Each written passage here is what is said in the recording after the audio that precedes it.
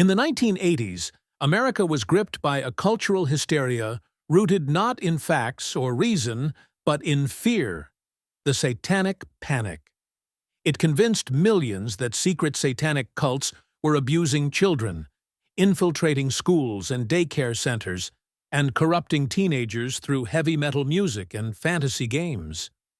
The panic spread like wildfire across churches, courtrooms, and living rooms nationwide.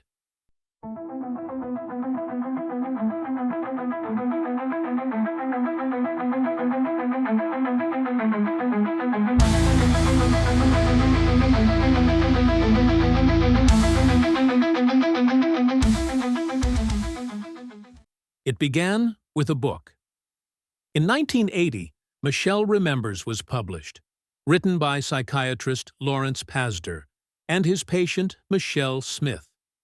The book described Michelle's so-called recovered memories of childhood abuse at the hands of a satanic cult. The claims were shocking: ritual ceremonies, demonic symbols, and graphic abuse.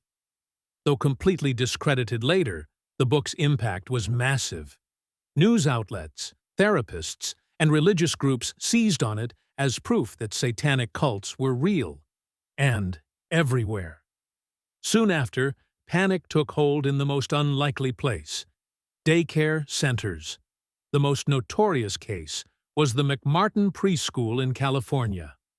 It started with one accusation and quickly spiraled. Children, guided by leading questions and controversial therapy techniques, began telling wild stories: underground tunnels, animal sacrifices, flying witches, and secret rituals. These stories were often physically impossible, but prosecutors and media outlets ran with them. Despite a years-long, multi-million-dollar trial, there were no convictions. But the McMartin case set a precedent. Across the country, dozens of daycare workers were accused of satanic abuse. Many were jailed or had their lives destroyed, all without credible evidence. At the same time, a new fear gripped parents: Dungeons and Dragons. The role-playing game, filled with wizards, magic, and imaginary worlds, became a scapegoat. When a teenager who played D&D went missing in 1979, it sparked national concern.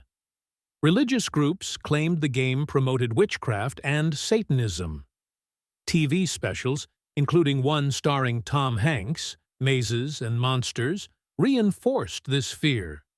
In some places, D&D was outright banned, and pastors warned families about demonic influence. The music scene also came under fire. Bands like Slayer, Black Sabbath, and Judas Priest were accused of luring youth into Satan worship. Album covers featured dark imagery, lyrics mentioned devils and death, and evangelicals called it brainwashing.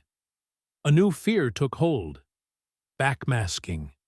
People claimed that if you played records backward, you'd hear hidden satanic commands. Politicians and parents demanded action. The Parents Music Resource Center, PMRC, fought to label and censor albums. Even rock ballads were viewed as dangerous. Television only stoked the flames. In 1988, Geraldo Rivera aired a primetime special called Devil Worship, exposing Satan's underground.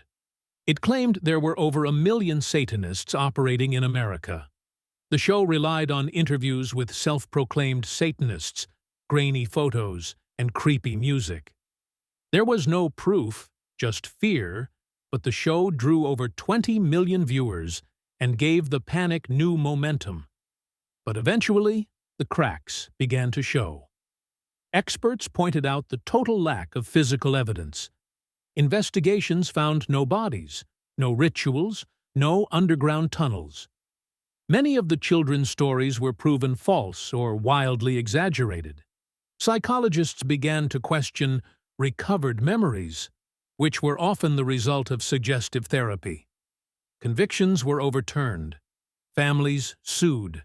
People began to realize that the entire panic had been built on shaky ground. The Satanic Panic had a real cost. Innocent people went to prison. Communities were torn apart.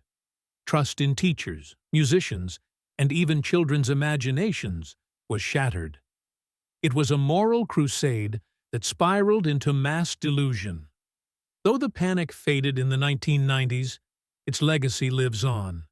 In every new conspiracy theory, in modern moral panics over books, games, or music, echoes of the Satanic Panic remain.